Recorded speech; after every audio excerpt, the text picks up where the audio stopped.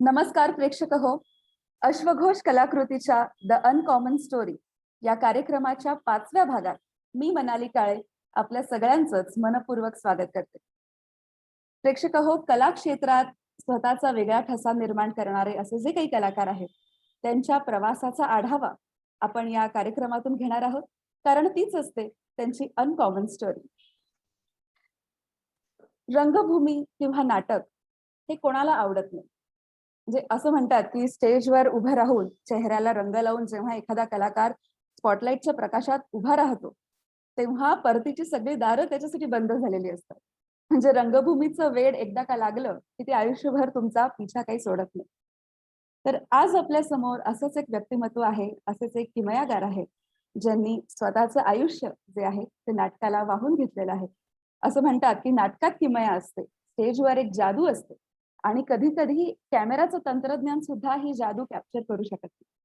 तर आजचं जे व्यक्तिमत्व आहे, जे कलाकार आहेत, त्यांनी आयुष्यभर याच रंगभूमीची सेवा केलेली आहे. अनेक वर्ष त्यांनी नाटकांमधनं कामं केलेली आहेत. ते नाट्य दिग्दर्शक देखील आहेत. म्हणजे नाटकाच्या जर 4 डायमेन्शन्स असतील, म्हणजे 4 नीती असतील, तर माझ्या दृष्टीने ते आहेत दिग्दर्शन, लेखन, निर्मिती आणि अभिनय. तर या 4ही नीतींवर त्यांचं प्रभुत्व आहे आणि म्हणूनच कल्याणच्या नाट्य संस्थेचे नीती 4चे ते संचालक देखील आहेत. त्यांनी आजवर अनेक नाटकं दिग्दर्शित केलेली आहेत, जसं की समतोल, पगला घोडा, वस्तू, प्रेमच म्हणू याला हवं तर, अगदीच शून्य, सावित्री, दर्शन, लोकोमोशन. त्याचबरोबर अनेक कविता संग्रह देखील त्यांनी प्रकाशित केलेले आहेत. अनेक पुरस्कारांचे ते मानकरी देखील आहेत. त्याचसोबत रंगभूमीला त्यांनी जे योगदान दिलेलं आहे त्यासाठी देखील त्यांना सन्मानित करण्यात आलेलं आहे. तर मनापासून स्वागत करूया दिग्दर्शक, कवी, अभिनेते, संचालक श्री रवींद्र लाखे सर यांचे. नमस्कार सर. नमस्कार. तर अश्वघोष कलाकृतीच्या संपूर्ण फॅमिलीकडून, गोपी भोसले यांच्याकडून तुमचे खूप खूप आभार आणि खूप खूप धन्यवाद की तुम्ही वेळात वेळ काढून इथे आलात आणि आम्हाला तुम्ही वेळ दिलात. सर, तुम्ही आजवर रंगभूमीवर अनेक वर्ष घालवली आहेत किंवा स्टेजवर तुमचा जास्तीत जास्त वेळ गेलेला आहे. तर प्रत्येक दिग्दर्शकाचा, नटाचा एक आवडीचा कोपरा असतो स्टेजवरचा.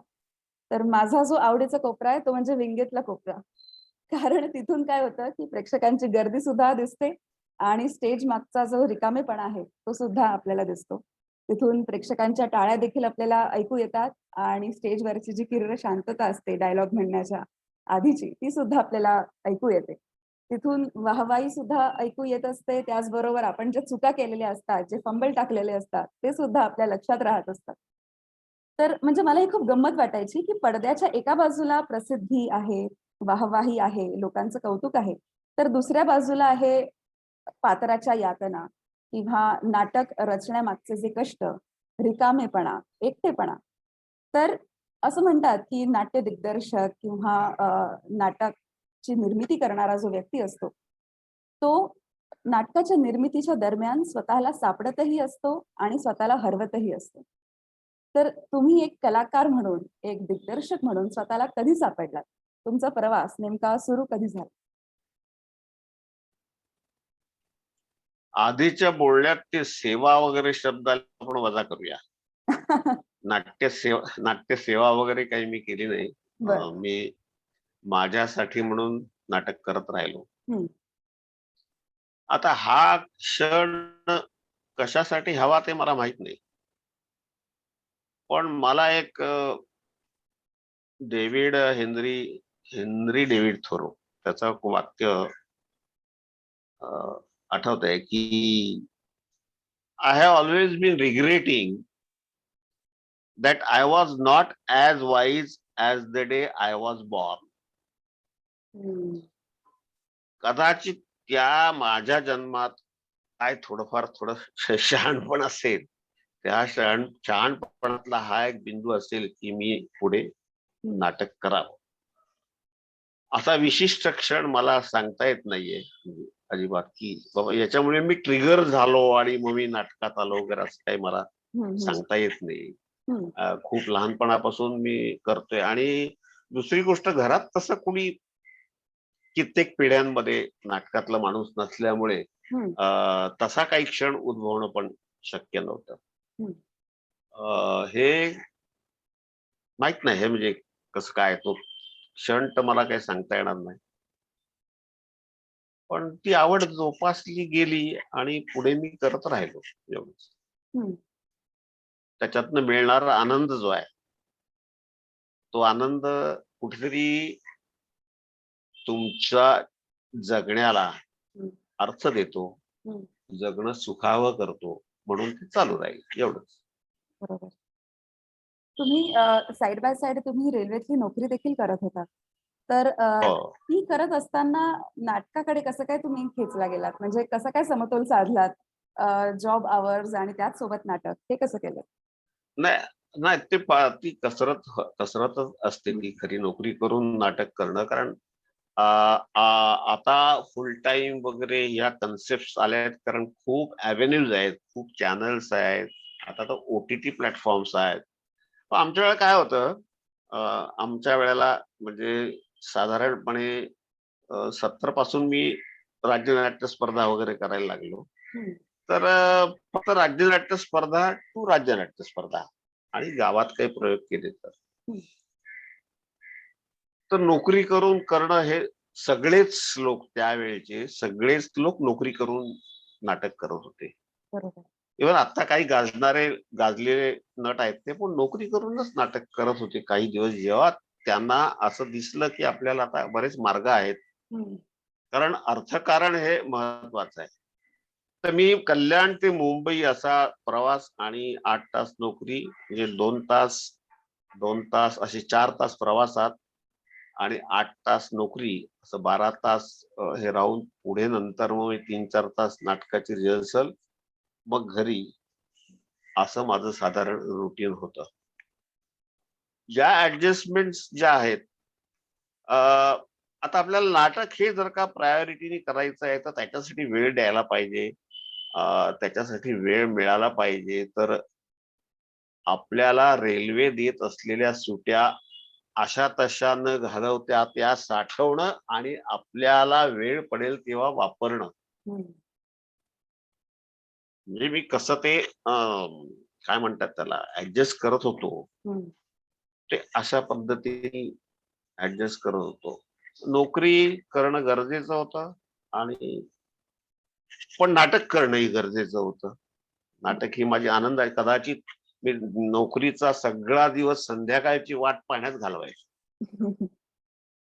बरोबर. संध्याकाळ केव्हा होते आणि केव्हा एकदा मी रिहर्सलला जातो, त्याच्यात जायचा. आणि त्यामुळे नोकरी पण सुखावह झाली की आपण संध्याकाळी जाऊन नाटकाची रिहर्सल करणार आहोत. बरोबर. मग हे जेव्हा सगळं तुम्ही करत होतात, ही जी कसरत तुम्ही करत होतात, तेव्हा घरच्यांची काय रिएक्शन असायची? किंवा म्हणजे ते कसं काय तुम्ही सांभाळायचं? आता तुम्ही म्हणालात की जेव्हा सुट्ट्या मिळायच्या, तेव्हा मी नाटकासाठी, त्याच्या तालमीसाठी तो वेळ द्यायचो. मग असं कधी घरून असं कधी झालं का, की अरे सुट्टी मिळाली आहे, तर आपण कुठे बाहेर जाऊया किंवा घरच्यांना वेळ देऊया. तर म्हणजे आयुष्यातले नातेसंबंध, नाटक, नोकरी, हा इतक्या सगळ्या ज्या गोष्टी होत्या, त्याच्याने कधी तुम्हाला असं ओव्हरवेल्म झाल्यासारखं वाटलं का? मजा होती ती, की या सगळ्या गोष्टी म्हणजे बॅलन्स करणं याच्यात गंमत वाटत होती. नक्की काय इमोशन होतं त्यामागचं? एक तर आत्ताचे आई वडील जेवढे आपल्या पाल्या बाबतीत जागरूक आहेत, तेवढे त्यावेळेचे, म्हणजे माझा 1953 सालचा जन्म आहे. हा, तर ते काय शाळेत टाकणं, मुलगा पास होतोय एवढं बघणं, शाळेतही नाटकात कामं करत होतो मी. त्यामुळे मला फारसं काही आई वडिलांकडनं तसा काही म्हणजे चौकशी काय काय हं, करतोयस, कुठे जातोयस, हं. असं काही झालं नाही. आणि जेव्हा मी सुट्टी घेऊन नाटक करायचो, तेव्हा मात्र एक सावधानता पाळायचो मी. नोकरीवर जसा निघायचो तसा डबा घेऊन निघायचो.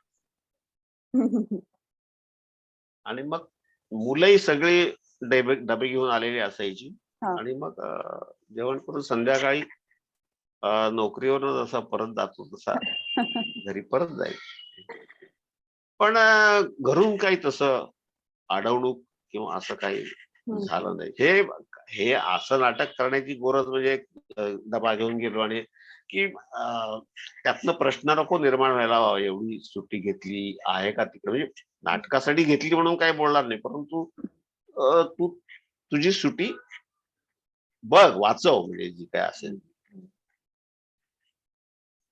तुम्ही सर एक तो किस्सा सांगितलात, की मी असा डबा घेऊन जायचो आणि ऑफिसला हम्म. जायचो. तसंच मी नाटकाच्या तालमीला जायचो आणि दिवसभर म्हणजे नाटकाच्या तालमीला जाणार या आठवणीत पूर्ण दिवस व्यवस्थित जायचा किंवा म्हणजे ती ओढ असायची, की अरे तालमीला जायचंय. तर हम्म. माझ्यासोबतही असंच काहीसं झालं. मी सुद्धा जेव्हा कॉलेजच्या शेवटच्या वर्षाला होते, तेव्हा माझं नाटक सुरू झालं आणि मी तालमी वगैरे करू लागले. तर माझं सुद्धा अगदी असंच असायचं, की सकाळपासून संध्याकाळपर्यंत कॉलेज असायचं आणि मग कॉलेज संपलं की मग नाटकाच्या तालमी सुरू व्हायच्या. तर म्हणजे काळ जरी हम्म. बदलला, माणसं बदलली, तरी नाटकाचं जे वेड आहे, ते अगदी सगळ्यांना सारख्याच पद्धतीने लागतं हे मला आज कळलं तुमच्या या एक्सपिरियन्समधून. Yes, yes, yes, yes, yes. तर तुम्ही ते नंतर लागलं की हं, हं. ते वेड लागलं की सुटत नाही, हे हां. नक्की. हा. हो. आणि त्या वेडाने माणूस खरं तर शहाणा होत असतो. ही सुद्धा एक गमतीची गोष्ट आहे वा, नाटकामध्ये. वा, वा, वा, वा, वा, वा. तर आजचं हे चांगलं, आजचं एक महत्वाचं स्टेटमेंट म्हणजे लिहून ठेवायला पाहिजे, की या वेळाने माणूस शहाणा होतो. बरोबर. Okay, okay.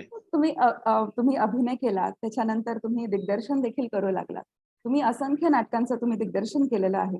तर त्याच संबंधित माझा असा प्रश्न आहे, की मी एक अशी गोष्ट ऐकली होती, की चित्रपटाचा जो दिग्दर्शक असतो, तो प्रेक्षकांना आकाशातला जो चंद्र आहे, तो अगदी सुंदर पद्धतीने दाखवू शकतो. मात्र नाटकाचा जो दिग्दर्शक आहे, तो स्टेजवर काहीही नसताना तिथे चंद्र असल्याचा आभास निर्माण करू शकतो. म्हणजे इन शॉर्ट प्रेक्षकांना त्यांच्या मनातला चंद्र तो दाखवत असतो. तर नाट्य हम्म. दिग्दर्शन करणं हे अतिशय कठीणही असतं, तितकंच ट्रिकी असतं, तितकंच गमतीदार असतं आणि प्रत्येक दिग्दर्शकाची एक वेगळी प्रोसिजर असते, एक वेगळी प्रोसेस असते. तर दिग्दर्शक म्हणून तुमची अशी काय प्रोसेस होती? संहिता निवडताना, संहिता वाचताना नक्की काय विचार करायचा तुम्ही? अ, एक तर माझी मुळं आहे ना, मी आधी नाटक करत होतो. मला अभिनयाचं पारितोषिक वगैरे मिळालं होतं आणि म्हणजे सुदैवाने मला एक सरकारी शिबिर करायला मिळालं, ज्याच्या संचालिका विजया मेहता होत्या. हं. तर ते 1.5 महिन्याचं का 1 महिन्याचं होतं. आणि तिथे आम्हाला जवळजवळ द. गोडच्यांपासून, राम पटवर्धनांपासून, अशोकजी परांजपेंपर्यंत, मामा पेंडसे असे लोक, दामू केंकरे शिकवायला यायचे. तर त्याची बीज तिथे रोवली गेलेली आहेत. अ, ते सगळे गंभीर प्रकृतीचे लोक होते आणि त्यांचं जे गांभीर्य आहे ते कुठेतरी माझ्यात उतरलं असावं. आणि त्यानंतर खरं तर मी नाटकाकडे गंभीरपणे बघायला लागलो, किंवा त्या शिबिरात मला कळलं की मला नाटक शून्य म्हणजे आता अगदी 100% कळतंय असं नाही, पण शून्य कळतंय. फक्त ते शून्य वाढत जातं एवढंच फक्त. म्हणजे जरी तुम्ही कितीही वर्ष काम केलं तरी शून्य ते वाढत जातं. म्हणजे बरं. आज मला विचारलं तर मला रंगभूमी फक्त मुंबई, पुण्याची किंवा जी मुंबईत नाटकं होतील तेवढीच माहिती आहे. मला भारतातली पूर्ण रंगभूमी माहिती नाही. वाचून माहिती असणं वेगळं, पण मी पाहिलेलं नाहीये. जगातली रंगभूमी मला माहिती नाहीये. म्हणजे कॉम्प्युटरवर पाहणं वेगळं आणि ऍक्च्युली नाटक पाहणं वेगळं.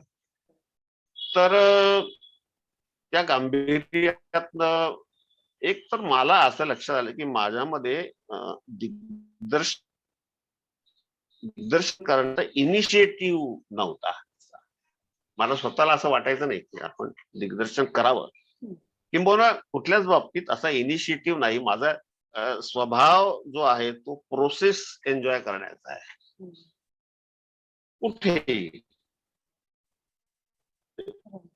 जास्त बोलताना या आपल्या इंटरव्ह्यू मधनं काय फलित निघणारे माहित नाही, पण I am enjoying the process, जे आपला डायलॉग चाललाय तो. Yes. तर तसं इनिशिएटिव्ह नसायचं माझं काहीच. परंतु एकदा ज्या संस्थेत मी काम करतो त्यातल्या एका पूर्वीच्या दिग्दर्शकांनी नाटक सुरू केलं आणि नाटकाला साधारणपणे सादर करायला 12-15 दिवस असताना त्यांनी ते सोडलं.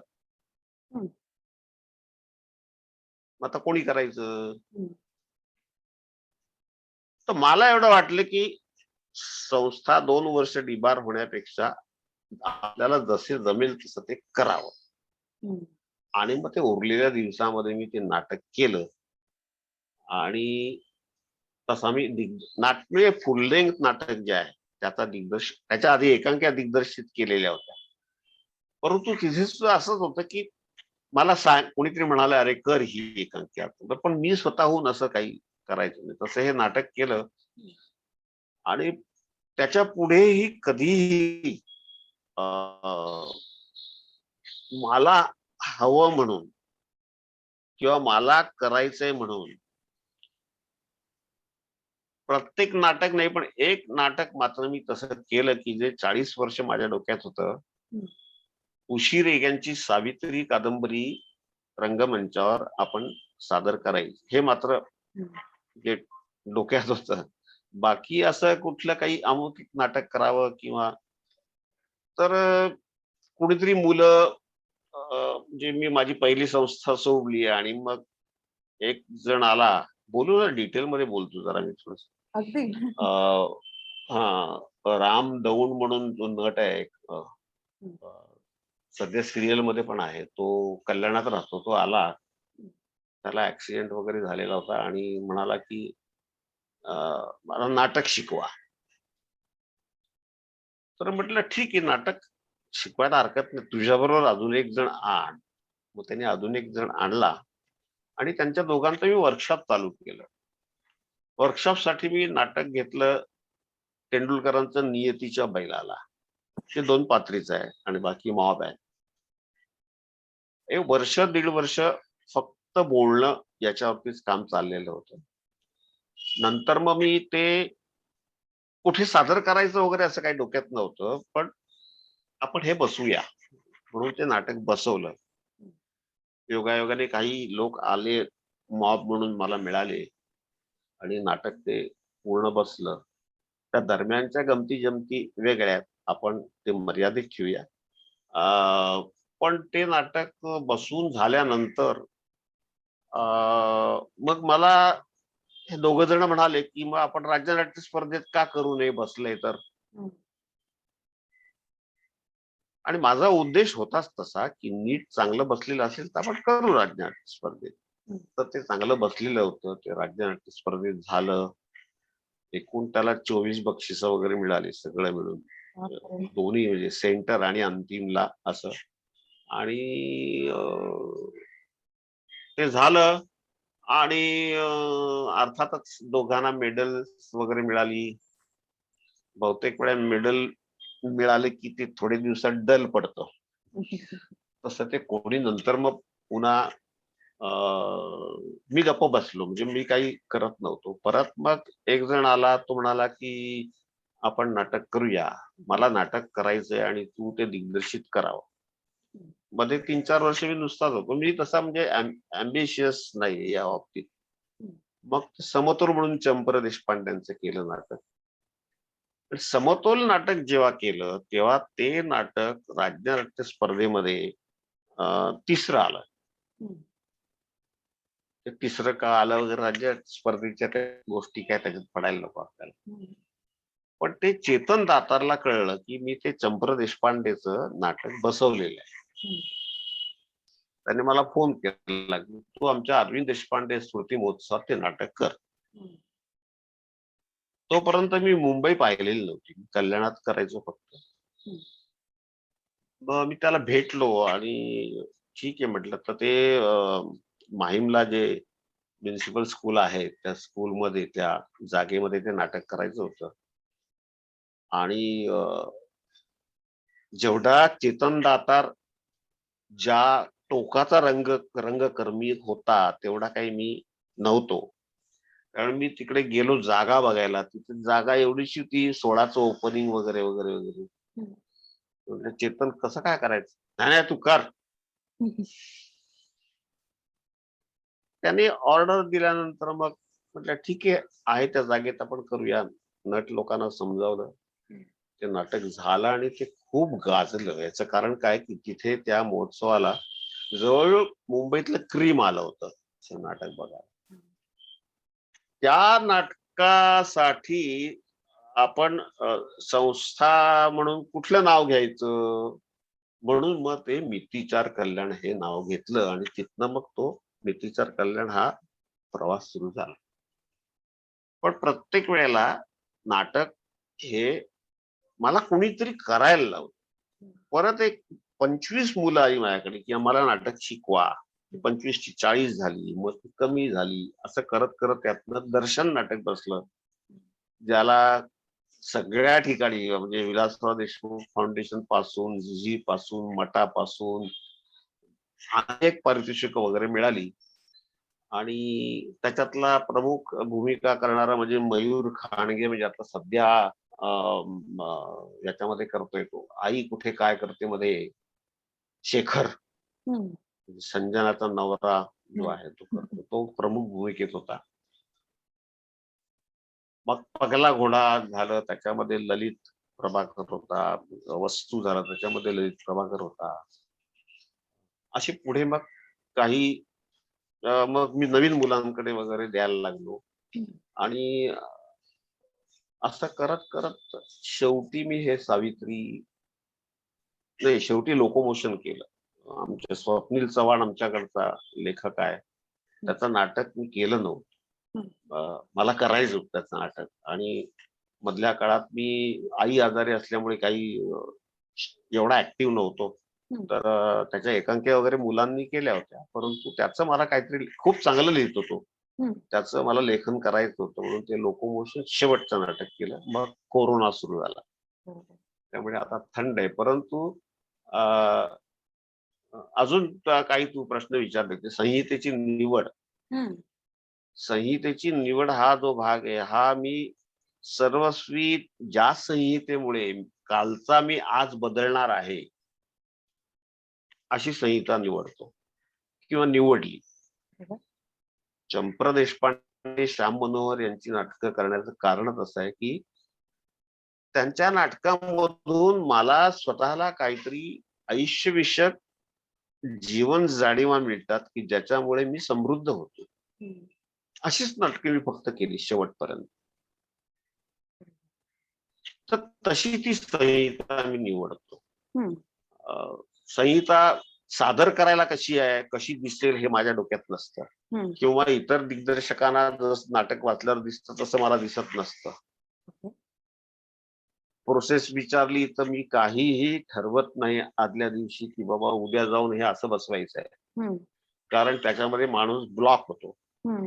मी नटांनाच सांगतो, की तुम्ही तुमच्या हालचाली करा. वाचनं वगैरे होतात, चर्चा होते. नेपथ्य सुद्धा मी माझ्या नट लोकांना हाताशी धरून ते ठरवतो. हं. कसं वाटतंय, काय वाटतंय अमुक. बरोबर. आणि मग त्यांनाच सांगतो हालचाली करायला आणि त्या हालचाली फक्त ॲज अ दिग्दर्शक मला बाहेरून त्या अर्थपूर्ण वाटण्यासाठी जे काय करायचे तेवढे बदल करतो. बरोबर. आणखीन काय काय विचारलं ते आठवत नाही, पण मी बोललो एवढं. हां. हां. नाही म्हणजे कधी असं होतं, की लेखिका म्हणून जेव्हा मी नाटक लिहिते किंवा काही लिहीत असते, तेव्हा त्याच्यामध्ये नाट्य असलं पाहिजे हे आपल्या डोक्यामध्ये एक ही गोष्ट असते किंवा आपण एखादी संहिता वाचतो आणि आपल्याला असं वाटतं, की अरे संहिता तशी चांगली आहे, पण याच्यात नाट्यमयता कमी आहे किंवा याच्यात नाटक कमी आहे. तर जे आपण नाट्यमयता म्हणतो किंवा नाट्य म्हणतो, हे तुम्ही कसं काय चाचपता किंवा हे कसं काय ओळखता, की या स्क्रिप्टमध्ये नाट्य आहे आणि या स्क्रिप्टमध्ये थोडंसं नाट्यमयता त्याची कमतरता आहे. हे कसं काय तुम्ही जज करता, जाणता? आपण आता बोलतोय त्यात नाट्य आहे की नाही? अगदी. कारण दोन संपला वेगळ्या प्रश्न. व्यक्ती बरोबर. दोन व्यक्ती बसून जरी बोलल्या, हम्म. पण आता आपण बोलतोय ते वर्तमानात राहून बोलतोय, जे स्टेजवर लोकांना जमत नाही. हम्म. लिखित संहिता असते, ती पाठ केलेली असते, पण ती अंगभूत झालेली नसते. आता मी किंवा तू बोलताना पुढचं वाक्य आपल्याला माहित नाहीये. बरोबर. पुढचं वाक्य आपण विचार करून बोलतोय. हम्म. हा आभास नाटक करताना नटांना निर्माण करता आला पाहिजे. आता आपण दोघं बोलतोय, हम्म. आपण एकही वाक्य पूर्णविरामात बोललो नाही. हो, हो. समजा मी असं बोललो, मी मला असं म्हणायचंय की मी करतो ते नाटक, असं बोललो तर मला हाकलून देतील. हम्म. पूर्ण विरामात आपण बोलत नाही किंवा आपलं कोणी ऐकणार नाही. बरोबर. पण आपण स्टेजवर गेले की काय ती लिखित संहिता असते, त्याच्यात विरामचिन्ह वापरलेली असतात. तो पूर्ण विराम इथे आहे, हम्म. इथे नाटक डेड होतं. बरोबर. आता पूर्णविराम घेतला की रहस्य पण संपतं. बरोबर. आता मी पॉज घेतलाय, हम्म. त्याच्यातनं रहस्य निर्माण होतं. बरोबर. रहस्य निर्माण करत जाणं आणि वर्तमानात राहणं, वर्तमानात जी कला राहते ना, ती हम्म. जिवंत कला. बरोबर. आता आपण बोलतोय वर्तमानातच आहोत. माझ्या डोक्यात, तुझ्या डोक्यात काहीही नाहीये मागचं हम्म. किंवा पुढचंही. बरोबर. त्यामुळे नाट्यमयतेची व्याख्या मी करत नाही. नाट्यमयता ही असतेच. हम्म. बरोबर. म्हणजे लेखकाने हम्म. म्हणजे म्हणजे आता पूर्वीचे काही लोक म्हणायचे की लोकसत्तेचा किंवा महाराष्ट्र टाइम्सचा अग्रलेख सुद्धा तुम्हाला मनोरंजक करता आला पाहिजे बोलताना. हम्म. अग्रलेखात काय असतं? शुष्क सगळं काहीतरी असतं, परंतु ते मनोरंजक करता आलं पाहिजे. मनोरंजक म्हणजे काय, लोक त्याच्यामध्ये इन्व्हॉल्व्ह झाली पाहिजे. सूर्य पाहिलेला माणूस नाटक बघितलं असेल तर डॉक्टर लागू 40 मिनिटं जवळ सॉलिटिक्सचं एक तत्वज्ञान बोलतात एका जागी उभं राहून, पण तुमचं लक्ष इकडे किंवा तिकडे असं विचलित होत नाही. बरोबर. जास्त बोललो का? नाही, अजिबात नाही. उलट मला असं वाटत होतं की किती ऐकू आणि किती समजून घेऊ, अं, असंच होत अं, होतं. नाही, अगदी बरोबर आहे. म्हणजे हम्म. एका नटासाठी ही कसरतच आहे की त्याला या क्षणात सुद्धा राहायचं आहे आणि केलेलं जे पाठांतर आहे, जे मेमोरायझेशन आहे, ते सुद्धा त्याला लक्षात ठेवायचं आहे.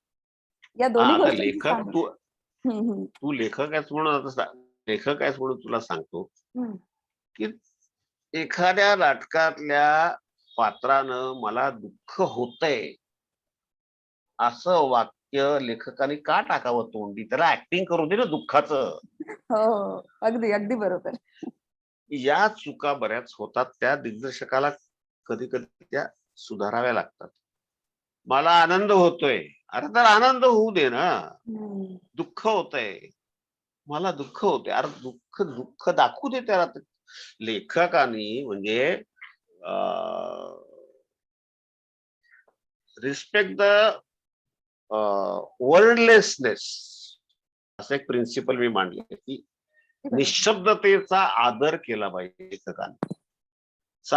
सारखे शब्द वापरण्यापेक्षा आपण कुठे न वापरता काही बोलू शकतो आणि बिटवीन द लाईन्स तयार करू शकतो, हे बघायला पाहिजे. नाट्यमयतेमध्ये बिटवीन द लाईन्सचा भाग खूप असतो.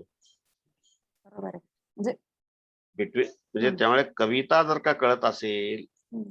तर बिटवीन द लाईन्स लवकर निर्माण करू शकतो माणूस. अगदी. म्हणजे आता तुम्ही बोलत असताना मला पटकन डोळ्यासमोर तेंडुलकरांचं सखाराम बाइंडर हे नाटक आठवलं.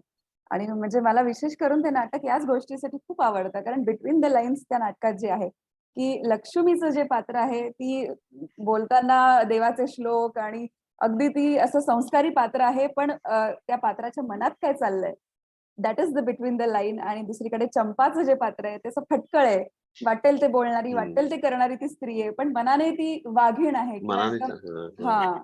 तर हे बिटवीन द लाईन्स. हे जे आहे सखाराम बाइंडर हे तेंडुलकरांचं नंबर 1चं नाटक मी मानतो आणि मराठीतलं एक हो. ग्रेट नाटक आहे. अगदी, अगदी, अगदी बरोबर. सर तुम्ही आता बोलत असताना ना सी.पी. देशपांडे सर यांचा बऱ्याचदा तुम्ही उल्लेख केलात किंवा त्यांची नाटकं हम्म. तुम्ही सगळ्यात जास्त केलेली आहेत. तर असं हो काही हो विशेष याच्या मागे कारण आहे का? किंवा म्हणजे त्यांची केमिस्ट्री छान होती का? किंवा त्यांचं जे नाटक होतं ते तुम्हाला जास्त का भावायचं? किंवा त्यात असं काय विशेष होतं? त्यांचं नाटक हे मुळामध्ये तंत्रात अडकलेलं नसतं. हं. तुम्हाला वारंवार चॅलेंज करणारं नाटक असतं. ते लिहून टाकतात. अरे पण आपण करायचं कसं हे असा प्रश्न पडतो. एके ठिकाणी समतोलमध्ये असं होतं की काही एका मिनिटात म्हणूया, असं 1 मिनिट म्हणूया आपण, काही सेकंदातच आमची नटी साडी बदलायची. परंतु असा सीन टाकला होता. पण आता व्यावसायिक नाटकावर कसं असतं हे डोक्यात ठेवतात लेखक, की नाही ते वेळ द्यायला पाहिजे. म्हणून मग बोलणं वाढवणं वगैरे. पण तसं काही चंपट करत नाही. दुसरी गोष्ट, त्यांचं लेखन हे वर्तमानातलंच असतं. म्हणजे मी आता जे काही बोललो, हो. दुःख होतंय, अमुक होतंय, तमुक होतंय वगैरे. तिसरी गोष्ट म्हणजे त्यांच्याकडे अशी फिक्स फिलॉसॉफी नाहीये, परंतु फिलॉसॉफिकल माइंड आहे. आणि मी स्वतः तसा आहे की मला फिक्स फिलॉसॉफी माझ्याकडे नाहीये, फिक्स, परंतु फिलॉसॉफिकल माइंड आहे. आमच्या दोघांच्या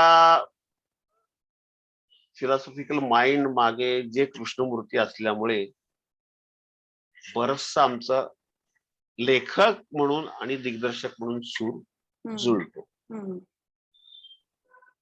त्यांच्या नाटकाचं वैशिष्ट्य सांगायचं झालं तर ते लिहितात ते संवाद,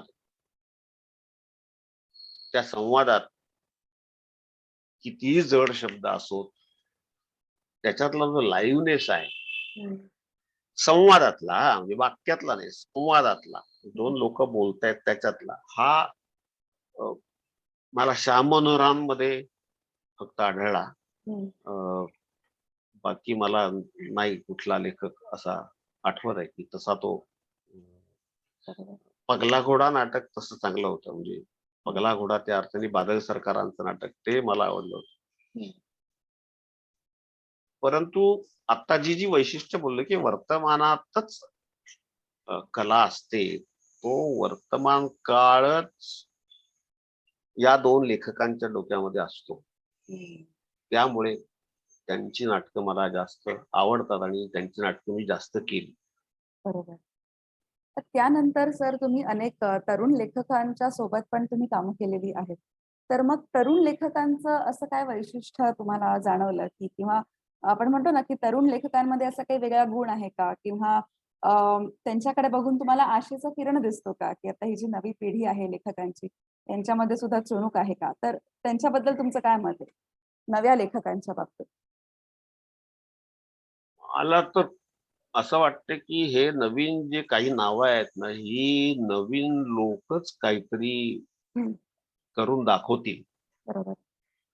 युगंधर देशपांडे, मनस्विनी, लता रवींद्र, प्राजक्त देशमुख, दत्ता पाटील, आमचं स्वप्नील चव्हाण, त्याचं मुद्दाम शेवटी नाव घेतलं, स्वप्नील चव्हाण, ही धर्मकीर्ती सुमंत पुण्याचा जो आहे तो. लेखन कमी आहे आता त्यांचं, परंतु कदाचित ते मराठी रंगभूमी अधिक पुढे नेतील असं मला वाटतं. आणि त्यांच्यामधलं वैशिष्ट्य असं, जे की म्हणजे त्यांच्यामध्ये जे नाहीये ते आधीच्या लोकांमध्ये होतो, आणि तो दोष होता की कंडिशनिंग नाही त्यांच्यामध्ये. कुठलाही आत्ताचा तरुण जास्तीत जास्त टक्के कंडिशन नाहीये, फ्री आहे, मोकळा आहे. त्याच्या डोक्यामध्ये कुठल्याही प्रकारचे इझम्स नाहीयेत. त्याच्या डोक्यामध्ये कुठल्याही प्रकारच्या सोशल काय म्हणतो त्याला, कन्व्हिक्शन्स किंवा काय आपण म्हणूया बॉन्डेज बाइंडिंग वगैरे अमुक तमुक काय ते नाहीये. बरोबर. रिलेशनशिपच्या बाबतीत त्यांच्या डोक्यात कुठलेही घोळ नाहीयेत किंवा सेक्स या बाबतीत त्यांच्या डोक्यात कुठलेही गोंधळ नाहीये किंवा एखादा सामाजिक बाबतीत जेव्हा ते विचार करतात तेव्हा कुठलाही घोळ त्यांच्या डोक्यामध्ये नाहीये. बरोबर. कारण त्यांचं मन कंडिशन नाहीये. ते कुठेतरी त्यातनं फुटून बाहेर निघालेले आहेत बरोबर.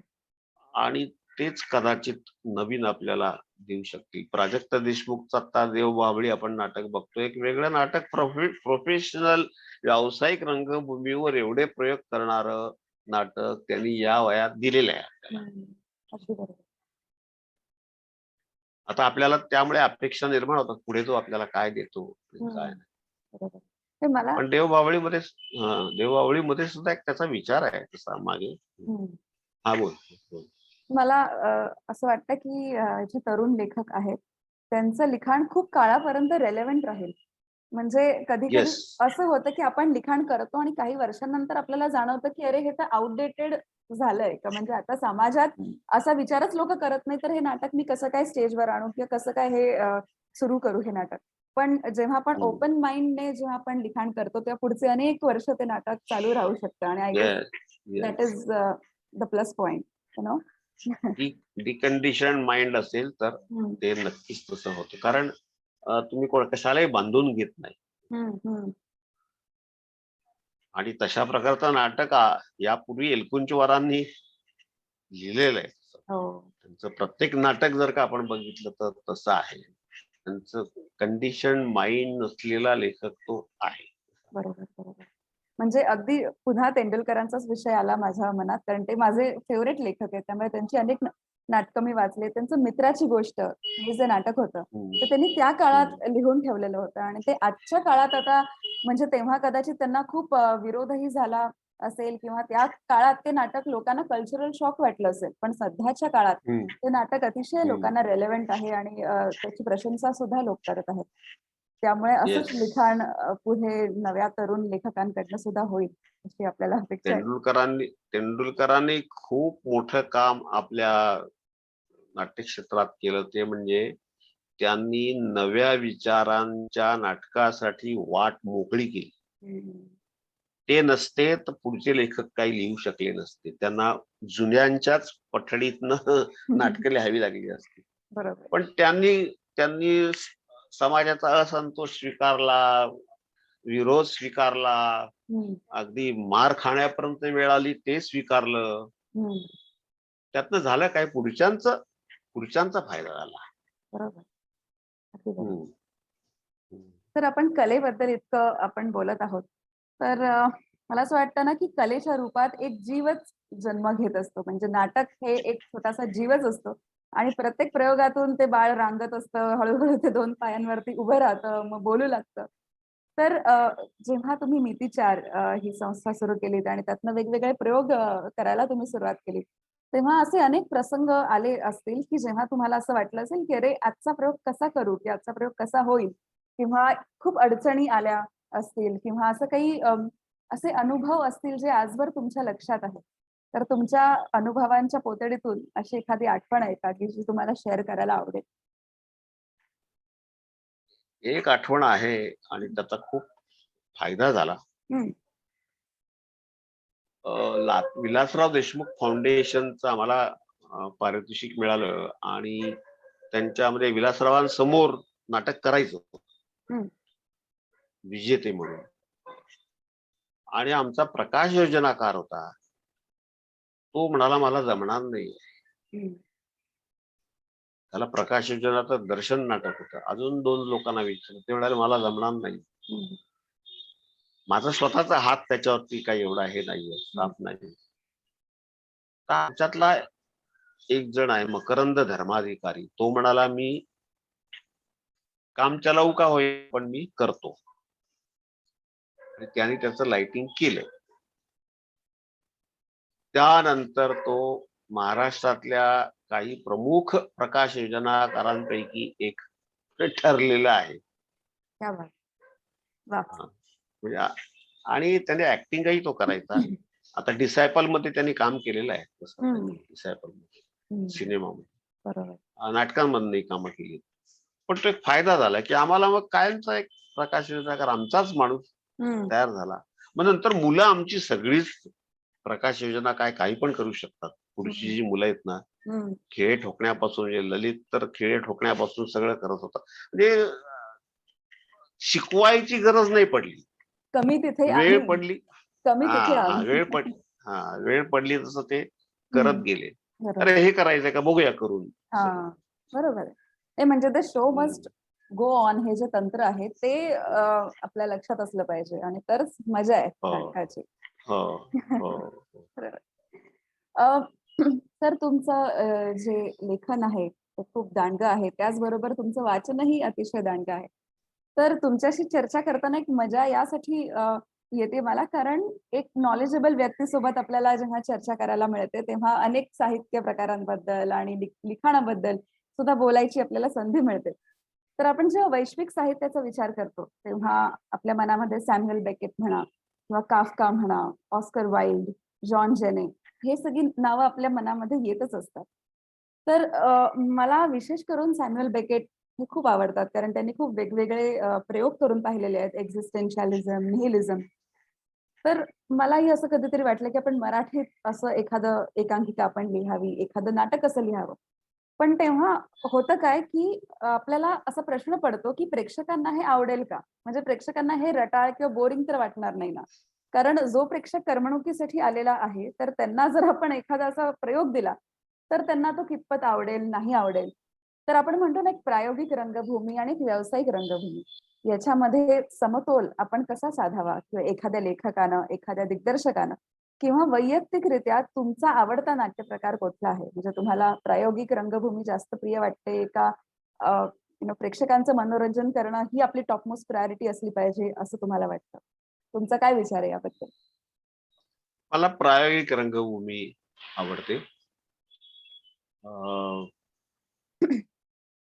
कारण मी त्याच्यातनं परत परत मरून परत परत जिवंत होत असतो प्रायोगिक रंगभूमीवर.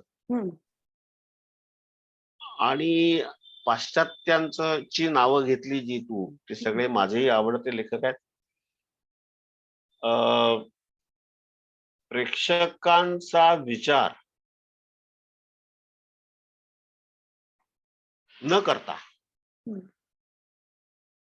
मी एक एकांकी अरविंद विश्वनाथ म्हणून लेखक आहे, ऍब्सर्ड, पूर्णपणे ऍब्सर्ड लिहितो तो माणूस. जवळजवळ काफकियन सगळं, काफका स्टाईल सगळं असते. नाही मरणास उधार म्हणून. पण ती बसवताना मी अशी बसवली होती की लोकांना कळणार नाही, परंतु लोक ती पाहतील. आणि अनेक स्पर्धांमध्ये तिला पारितोषिक मिळाली, सगळं मिळालं. त्याचे जवळजवळ एक साधारणपणे 25च्या वर वगैरे प्रयोग झाले असतील. वसईला एका ठिकाणी प्रयोग झाला तर प्राथमिक फेरी अशी ओपनला होती, तिथे आजूबाजू चाळीतले लोक वगैरे बसले होते बघायला. त्यांच्यापैकी एका बाईने विचारलं, कशी खूप मस्त वाटली म्हणे, कळली नाही पण मजा आली. त्यातला आणखी एक विनोद म्हणजे आमचे नटच म्हणतात मला, अरे आम्हाला कुठे कळली होती, तू सांगितलं तसं केलं. कळणं न कळणं ज्याच्यापेक्षा ना, ते आवडणं नावडणं हा जो भाग आहे, म्हणजे परफॉर्मन्स ऍज सच, आपण परफॉर्मन्स करतोय तर तो परफॉर्मन्स व्हायला पाहिजे. जे कठीण आहे ते अधिक कठीण करून सांगण्यापेक्षा, अशी पद्धत आहे आपल्याकडे, कठीण करून सांगण्यापेक्षा ते कठीण आहे पण आहे, परंतु सुबोधरित्या आपण मांडणं गरजेचं आहे. आणि त्या दृष्टीने म्हणजे पाश्चात्यांची नाटकं किंवा या दृष्टीने आपण जर का पाहिलं तर जरा कमी पडतो आपण कदाचित, असं मला वाटतं. तुम्ही लोकच आता नवीन काही कराल तर, आणि तसं करावं. युगंधर, स्वप्नील हे लोक करतातच तसं. म्हणजे आता ते मला सहज उपलब्ध असल्यामुळे बाकीचे लेखक मला सहज उपलब्ध नाहीत, पण ते करतात, वेगळे वेगळे प्रयोग करतात. आणि कुठेतरी एक पुष्पाबाईने एक वाक्य लिहिलंय त्यांच्या रंग नाटकाचे नावाचं पुस्तक आहे. अवश्य सगळ्यांनी वाचावं, हा कार्यक्रम पाहत असलेल्या सगळ्या लोकांनी वाचावं. त्यांनी म्हटलंय, ऍब्स्ट्रॅक्शन पासून आपण दूर चाललो आहोत किंवा दूर गेलो आहोत म्हणून आपल्याकडे चांगली कलाकृती निर्माण होत नाही.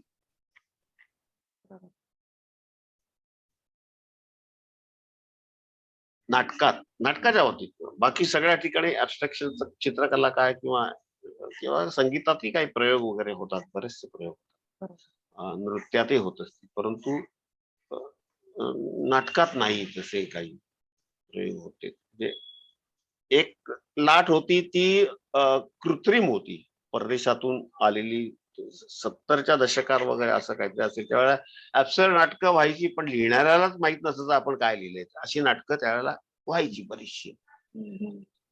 आता त्या काळात एक ऍब्सर्ड गाजलेलं नाटक म्हणजे दिलीप जगताप यांचं एक अंडे फुटले, अच्युत बर्वे यांची सगळी नाटकं ऍब्सर्ड नाटकं. त्यावेळच्या एकांकिका एलकुंचवारांच्या ज्या त्यांनी ते लेखन त्यांनी त्यानंतर डिसोन केलंय, नाही ते मला नाही काही पटलेलं वगैरे. असे त्यावेळेला ऍब्सर्ड काही लिहिणारे लोक होते. गोची सारखं साधारण रेग्यांचं नाटक. पण मग त्याच्या त्या काळात तेवढी काही चांगली नाटकं आली, परंतु परत मग ते ऍब्सर्डची लाट ओसरली आणि एक व्यावसायिक किंवा गिमिक्स अगदी बरोबर आली. जसं जसं आधुनिक काही साहित्य आपल्या वाट्याला आपल्याकडे मिळालं, तसं तसं गिमिक्स सुरू झाले. म्हणजे स्टेजवरती सिनेमा दाखवायला लागले लोक. म्हणजे मोन्टाज हा हल्लीच्या मुलांचा आवडता प्रयोग आहे, आवडता एक डिव्हाइस आहे. मोन्टाज दाखवणे.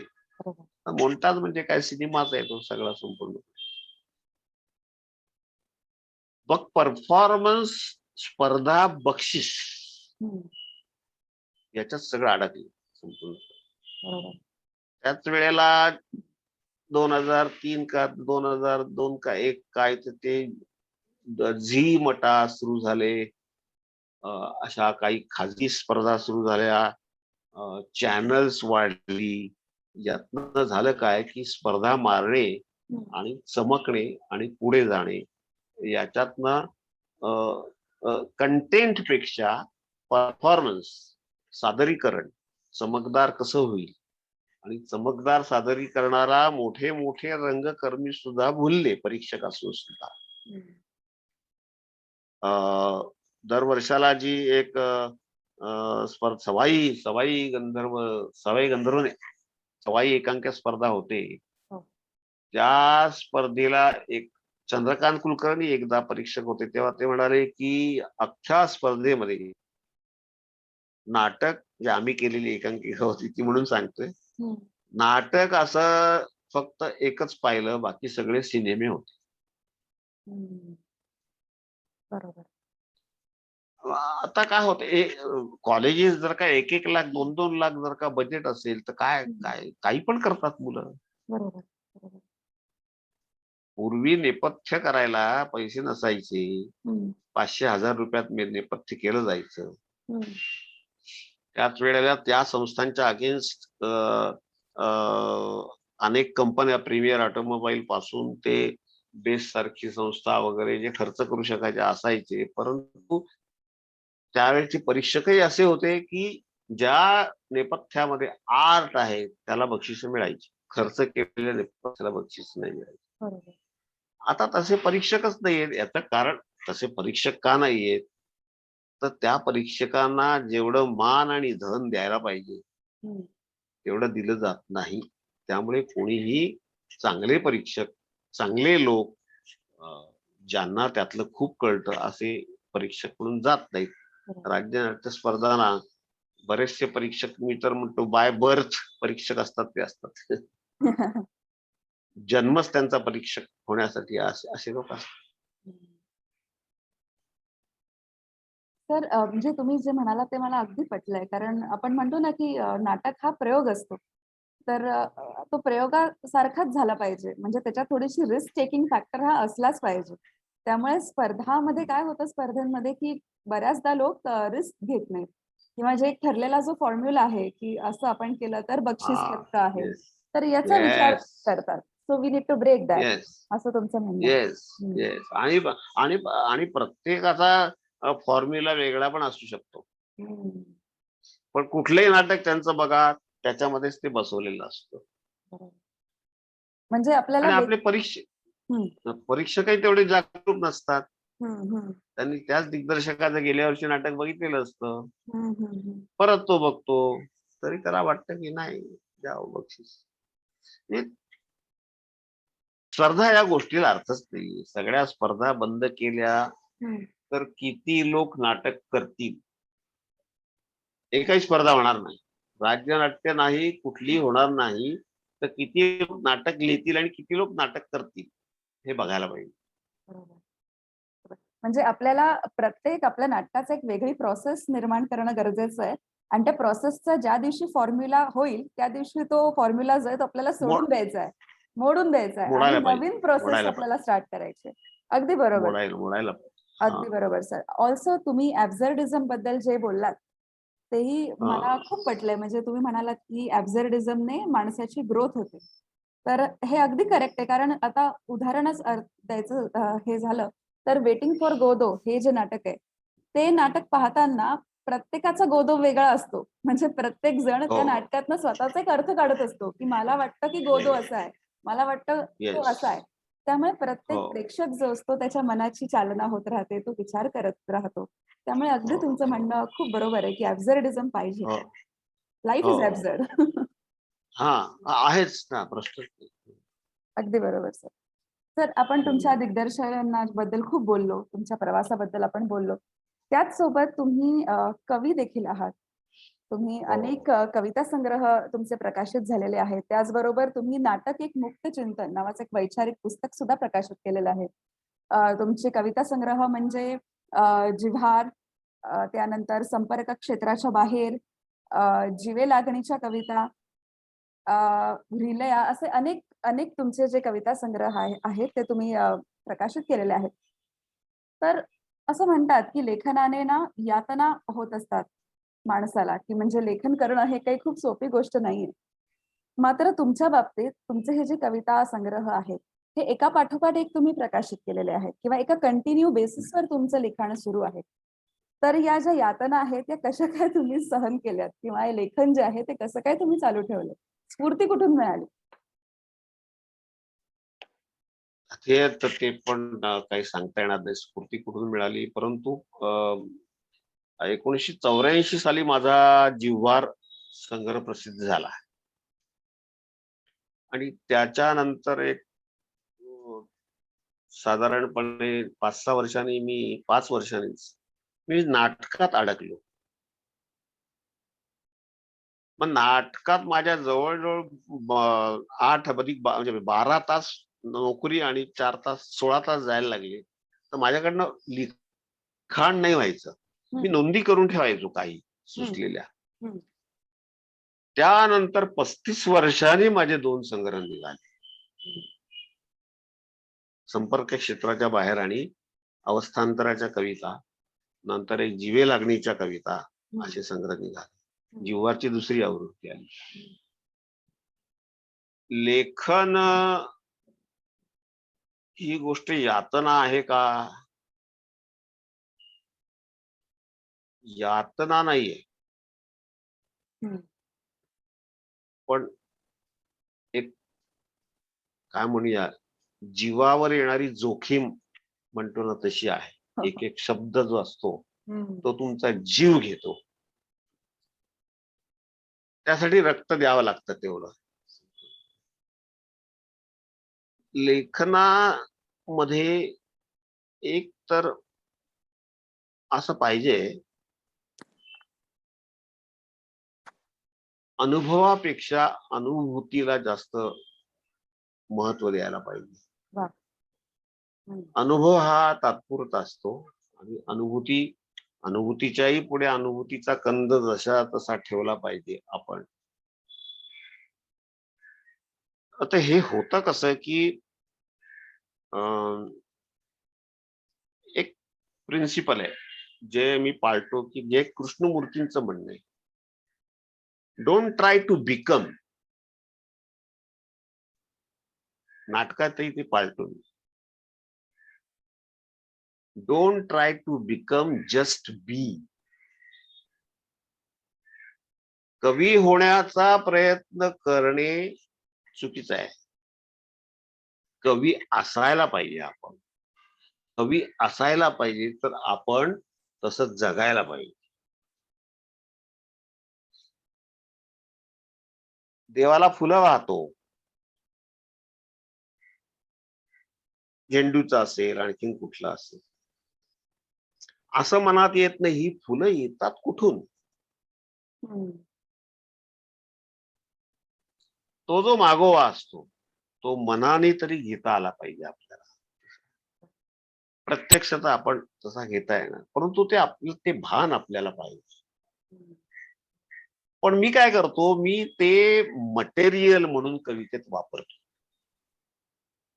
एखादी बिल्डिंग उभी राहते तेव्हा त्याचं जे मटेरियल असतं तसं कवितेसाठी मी नाही, काही लोक असं म्हणूया, तर ते पण वापरतात. म्हणजे टीका नाहीये, तो त्यांच्या म्हणजे त्यांची ती पद्धत आहे लिहिण्याची. दुसऱ्याबद्दल मत व्यक्त करताना दुबे कसं मत व्यक्त करायचं सांगतो. मग सत्यदेव दुबे, हो. समजा तुझं नाटक त्यांनी बघितलं आणि विचारले की तू पंडित जी कैसा लगा. मेरे स्टाइल का नहीं है लेकिन आपके स्टाइल से अच्छा है. हम्म. आपका स्टाईल अच्छा है लेकिन मेरे स्टाईल का वो नहीं. बरोबर. तर प्रत्येकाच्या पद्धती वेगळ्या असतात. हम्म. पण कुठेतरी असं मला वाटायला लागलंय, कवी होणं हे पण करिअर व्हायला लागलं. कवी होणं हे करिअर असायला हरकत नाही, परंतु ते करिअर म्हणून तेवढं गंभीरपणे घेतलंय का. हम्म. बाहेरच्या देशातले कवी चार्ल्स बुकोवस्की म्हणा, सिमिक म्हणा किंवा हे जे सगळे कवी आहेत, या कवींनी कवितेवर जगायचं ठरवलं तेव्हा ज्या गंभीरपणे ते काम केलं तेवढ्या गंभीरपणे तो माणूस करतोय का, हा भाग आहे. मला 4 ठिकाणी वावा म्हटलं हम्म. कवितेत सुद्धा, तर मी काय करतो, ज्या कवितेला माझ्या जास्त वावा मिळतात हम्म. तशीच कविता मी पुढे लिहायला लागतो. जसं नाटकात घडतं, एक फॉर्म्युला मिळतो आणि लोक त्याच फॉर्म्युलामध्ये नाटक बसवतात. तसंच कवी लोकांचं आहे काही, की जी कविता यशस्वी असते त्याच पद्धतीने पुढच्या कविता लिहिल्या जातात. किंवा सूर मिळाला वगैरे असं म्हणतात ना, ते मला काय पटत नाही. सूर मिळाला, हम्म. सूर मिळालाच नको. फर्नांडो पेसोआ नावाचा जो कवी, पोर्तुगीज कवी आहे, हा 84 नावाने लिहायचा आणि जिवंत असताना त्याचं काहीही प्रसिद्ध झालं नाही. मेल्यानंतर त्याच्या ज्या पेट्या होत्या त्या उघडल्या, त्याच्यातनं असं म्हणतात की अजूनही शोध चालूच आहे. त्यांनी काय लिहिलंय, काय काय लिहिलंय. त्याचं एक पुस्तक द बुक ऑफ डिस्क्वायट म्हणून आहे, ते अतिशय चांगलं पुस्तक आहे. आणि बाकी अनेक नावाने त्यांनी त्याचे संग्रह आहेत, छोटे छोटे म्हणजे काढलेले आहेत काही लोकांनी, छोटे छोटे. तर असं तो का करू शकला, कारण तो एक चेहरा घेऊन नाही वावरला, एक सूर घेऊन नाही वावरला, मी आता तुझ्याशी बोलतोय वेगळा असेल, आणखीन कोणाशी बोलताना वेगळा असेल, आणखीन कोणाशी बोलताना अंतःप्रवाह एक असू शकतो, पण चेहरा एक असतो. पूर्वी असं म्हटलं जायचं, असं म्हणणारे हे माझं ऐकून कदाचित चिडतील किंवा मला मूर्ख म्हणतील, की कविता वाचल्यानंतर त्याच्या खाली सही नसली तरी ओळखता आलं पाहिजे ही कविता कोणाची. पटत नाही मला हे. असं का? मी वेगळा वेगळा असतो. दरवेळेला माझ्या चेहऱ्यावर मास्क असतो. आता हे मास्क आले ते कोरोनाचे जाऊ द्या, पण दरवेळेला वेगळा मास्क असतो माझ्या चेहऱ्यावर. म्हणजे घरातली भूमिका वेगळी असते, बाहेरची भूमिका वेगळी असते. त्या सगळ्याचा मिळून मी जो काही मतितार्थ काढतो, आयुष्यविषयक, जीवनविषयक, जगण्याविषयी, तो मी कवितेतनं मांडतो किंवा आपण मांडतो. पण असं होतं की कविता लिहिताना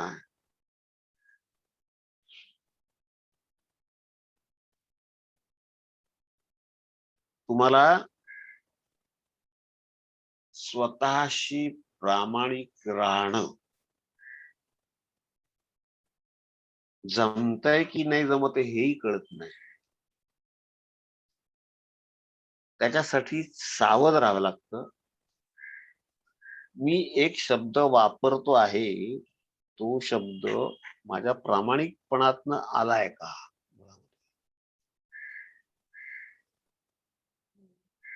मी ज्या भावना व्यक्त करतोय त्या भावना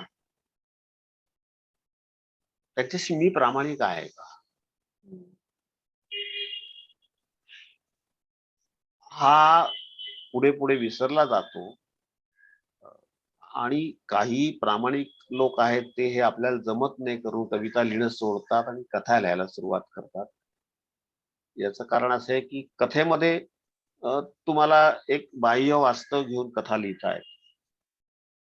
आतलं वास्तव ही गोष्ट वेगळी आहे. दिलीप पुरुषोत्तम चित्रे असं म्हणाले की प्रत्येक कलाकाराला अंतरयात्रा घडली पाहिजे. अंतरयात्रा. तुम्ही सगळं जग पाहून काही उपयोग नाही. मी 2 वेळा आतमध्ये हिंडून आलोय. 2 वेळा मी डिप्रेशन मध्ये गेलेलो आहे. आणि तो जो आतला प्रदेश आहे तो इतका भयानक आहे, त्याचं वर्णन पण तुम्हाला बाहेर असं करता येत नाही. ते माझ्या कवितांमधनं किंवा मी ज्या निवडतो संहिता त्याच्यामधनं येत राहत. आतलं वास्तव ही गोष्टच वेगळी आहे आणि बाहेरचं वास्तव जे प्रखर वास्तव आहे ते नीट पाहिलं तर ते तुमचे चर्मचक्षु जाळून टाकतं. आणि ते चर्मचक्षु जळले की अंतरचक्षु उघडतात आणि मग तुम्ही जे वास्तव पाहता ते वास्तव आहे. आपल्याला दिसतं जयंत पवारचं अधांतर नाटक आपण पाहिल्यानंतर आपल्याला जे दिसतं ते आपण चर्मचक्षुनी पाहतो, पण त्या वास्तवाचा परिणाम इतका भयंकर होतो की आपले हे जे डोळे ते डोळे काम करेनासे होतात आणि आतमध्ये काहीतरी सुरू होत. दिसतंय ते वास्तव नाहीये, त्याच्या पलीकडे वास्तव आहे किंवा त्याच्या पलीकडचं वास्तव जे आहे ते वास्तव आणि आतलं वास्तव यांचा जेव्हा संवाद घडतो तेव्हा कुठेतरी आपण काय बोलत होतो मला विसरलो. काय काय सुरू केलं होतं म्हणजे मी विसरून गेलो. तर कवितांच्या विषयी बोलत होता तुम्ही, पण हा जे तर काही तुम्ही ते म्हणालात त्याच्यानंतर ते कायम लक्षात राहणार आहे माझ्या. अगदी सुरेख आणि खूप सुंदर तुम्ही गोष्ट सांगितली की कलाकाराने आतमध्ये गेलं पाहिजे. अंतरयात्रा घडली पाहिजे. ती भयानक असते, त्रास देणारी असते. आपण स्वतःला नैतिक समजतो आहोत का असं मागे वळून पाहिलं तर आपण खूप ठिकाणी नसतो. ते स्वतः स्वीकारत नाही. आपण खरोखर प्रेमळ आहोत का, लोकांना प्रेम देतो आहोत का, असं जर का प्रामाणिकपणे पाहिलं, तसं नसतो आपण, असंच उत्तर मिळतं. अशी एक रात्र माझी गेलेली आहे की मी अमुक एक मला स्वतःला समजतो. आहे का तसा? नाही. तसा आहे का? नाही. असा आहे का? नाही. नाही, नाही. शेवटी काय 0 आहे. असं बरेचदा 0 झालं की परत एकाने सुरुवात होते आणि मग एक वाढ होते. संहितांच्या बाबतीतही तसंच आहे. कित्येक संहिता तुम्हाला हे करून टाकतात, 0 करून टाकतात. श्याम मुनवरांसारखा लेखक आहे, तो साध्या साध्या वाक्यातनं फिलॉसॉफी मांडतो. दर्शन मधला नायक आहे, त्याच्या दरवाजावर ठकठक होते. ती पुनरुज्जीवनवादी आणि परिवर्तनवादी 2 पात्र आहेत. ती येतात आणि गणपतीची वर्गणी मागायला. कोण आहे? तर ते एक जण त्यातला म्हणतो, मी कोण? त्यानंतर तो नायकच म्हणतो, अरे वा, हा तर तत्वज्ञानातला प्रश्न आहे. मी कोण? तेवढ्या याच्यात त्यांनी ते, म्हणजे त्यांच्या सगळ्याच लेखनात किंवा चंपरणच्या सगळ्याच लेखनामध्ये एक फिलॉसॉफिकल माइंड कायम असतं. फिलॉसॉफी नसते, फिलॉसॉफिकल माइंड असतं. कुठल्याही प्रकारची फिलॉसॉफी हे दोघेही मांडत नाही, पण फिलॉसॉफिकल माइंड असतं जे तुम्हाला समृद्ध करतं. अगदी बरोबर म्हणालात सर. कारण म्हणजे मलाही कधी-कधी असा प्रश्न पडतो, की आपण लिहिताना असं काहीतरी उच्च कोटीतलं लिहितो किंवा आपण एखादी मोठी-मोठी वाक्य आपण लिहितो. पण तसं आपलं आचरण आहे का? किंवा तसं आपण जगू शकतो का? हा प्रश्न प्रत्येक कलाकाराला येणं खूपच आवश्यक आहे. आणि म्हणजे खलील जिब्रानची एक गोष्ट आठवली मला, की त्यांनी जेव्हा प्रेषित हे पुस्तक त्यांनी लिहिलं, तेव्हा त्या पुस्तकामध्ये प्रचंड फिलॉसॉफी होती आणि तत्वज्ञान होतं. आणि नंतर त्यांनी विचार केला, की अरे मी सगळं लिहिलंय, पण असं मी जगू शकत नाहीये. मी इतकं उच्च कोटीचं माझं आयुष्य नाहीये. म्हणून ते पुस्तक फाडायला निघाला होता आणि त्याला असं वाटलेलं, की माझी लायकी नाही हे हे हे जे पुस्तक आहे हे प्रकाशित करण्याची. पण म्हणजे याच वरून एखाद्या कलाकाराचा मोठेपणा दिसून येतो किंवा म्हणजे तो स्वतःला किती प्रश्न विचारतोय, ते सुद्धा खूप महत्वाचं आहे. हो, मग काफ्काने सुद्धा कसं केलं होतं, की लिहून झाल्यानंतर ते मॅक्स ब्रॉड का कोण त्याचा मित्र होता, हे सगळं जाळून टाक म्हणून सांगितलं. पण त्या मित्राने ऐकलं नाही, ते प्रसिद्ध केलं म्हणून आपल्याला काफ्का कळला. आता काफ्काची एकही कादंबरी पूर्ण नाहीये, अर्धवटच आहे संपूर्ण. तर तुमच्या सोबत बोलताना एक मला तुम्ही म्हणालात ना, की एक यात्रा घडली पाहिजे. तशी मला एक रंगभूमीची एक यात्राच घडली आज तुमच्याशी गप्पा मारताना. जाता-जाता एक शेवटचा प्रश्न असा आहे, की पूर्वीच्या काळामध्ये अनेक अंकी नाटकं असायची. 5-5, 6-6 अंकी. त्याच्यानंतर मग आता 2 अंकी नाटकावरती आपण आलो. त्याच्यानंतर दीर्घांकावरती आलो. मग एकांकिका होत्या. मग त्याच्यानंतर आता एकपात्री स्पर्धा सुद्धा भरतात, स्किट्स होतात. तर रंगभूमी जी आहे ती तर वेगवेगळ्या टप्प्यांमधनं प्रवास करते. सध्या रंगभूमी उच्च टप्प्यावरती आहे आणि सध्याचे जे होतकरू दिग्दर्शक आहेत, ज्यांना दिग्दर्शन करायचंय, विशेष करून नाट्य दिग्दर्शन करायचं आहे, त्यांना तुम्ही जाता-जाता काय सल्ला द्याल? आता परिस्थिती अशी आहे, की नव्या लोकांनी घराघरात जाऊन नाटक करावं. कुठल्याही पद्धतीचे पूर्वी जसे प्रायोगिकसाठी आता आहेत काही प्लॅटफॉर्म्स उपलब्ध, परंतु ते मिळणं, तो खर्च, त्यामुळे घराघरात जाऊन नाटक करावं. मी एक नाटक केलं होतं, प्रेमच म्हणू याला हवं तर, चंपरणचं. ते ललित पुण्यात, मुंबईत घराघरात जाऊन करायचं नाटक. काय 5-25 लोक असतील, नाटक करायचं. आणि मला असं वाटतं, की NSD ला सुद्धा त्याच नाटकाचा प्रयोग झाला होता, if I am not wrong. हो, हो, हो, हां. हो. म्हणजे NSDचं स्टेज, ते घराघरातला प्रयोग, इतका हो, प्रवास त्या हो. नाटकाने केलेला आहे. नाटकाने केलेली.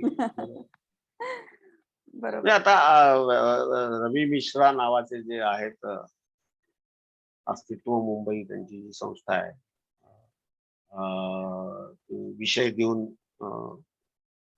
त्याचं स्पर्धेचं नाव विसरलो. कल्पना एक ते रवी आविष्कार आहे. मिश्रा, कल्पना एक आविष्कार, अनेक जे हे आहेत रवी मिश्रा यांनी ह्या बाबतीत खूप काम केलंय. 5-6 तरी ठिकाणं त्यांनी अशी निर्माण केली आहेत, क्लॅप वगैरे अमुक तुम छोटी छोटी ठिकाणं आहेत की तिथे तुम्ही जाऊन नाटक करू शकता. नाटकं होतात तिथे, लोक येतात, 5-25 लोक येतात. मी तर इथे हा विसरलो बाबा, खारदांड्याला एक हे होतं हॉटेल आणि तिथे आतमध्ये थिएटर होतं.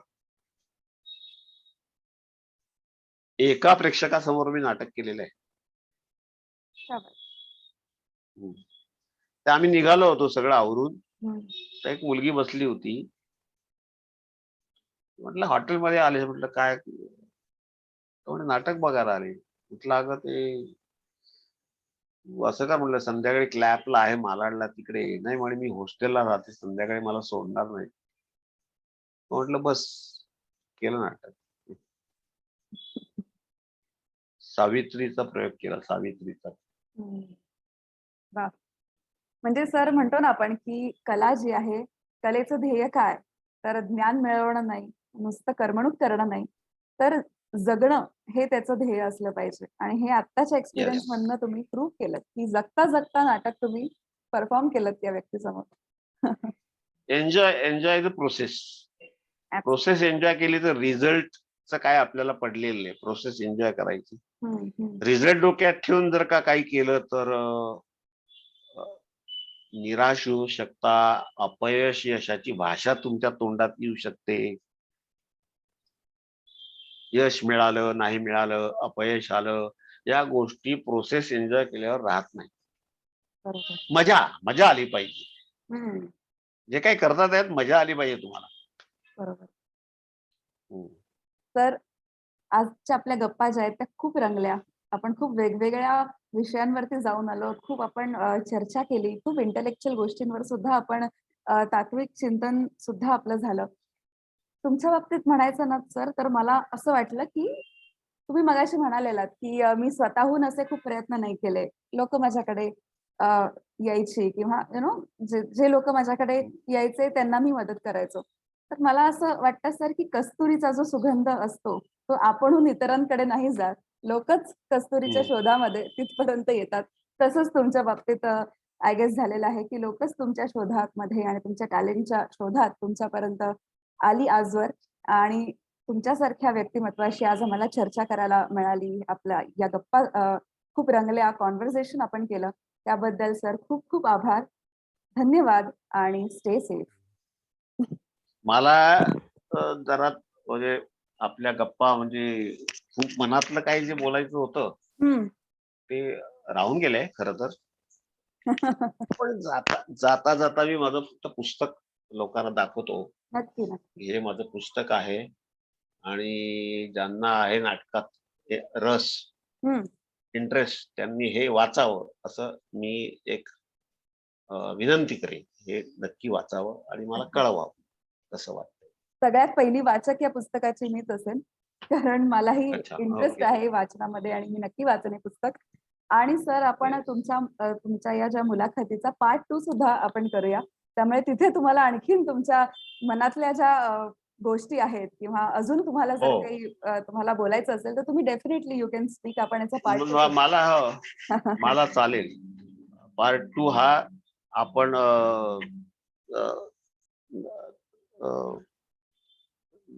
जरी तुम्ही नाटकाच्या निमित्ताने काही करत असलात तरी आपण एक ह्युमन लाईफ, केवळ ह्युमन लाईफ हा विषय घेऊन नुसत्या तशा गप्पा मारणं जे म्हणतो, जगण्याविषयीच्या गप्पा नक्कीच अशा पद्धतीने काहीतरी करूया. कारण तिथे खरं सगळ्याचं मूळ आहे तुमचं जगणं कसं आहे, काय आहे. आणि मलाही ते व्यक्त व्हायला आवडेल. नक्कीच नक्कीच. तर थँक्यू व्हेरी मच. गोपीला पण धन्यवाद, तुला पण धन्यवाद. आणि तू लिहिते हे मला आता बोलताना कळलेलं आहे. वाचायला आवडेल. नक्की नक्की. पाया तुम्ही ईमेल आयडी वगैरे पाठवीन आणि बघूया कसं Definitely. काय. तुमचा भेटूया. फीडबॅक वगैरे मिळाला मला तर मला पण खूप आवडेल. So thank you so much. Yes. Thank you sir. Yes. Thank you.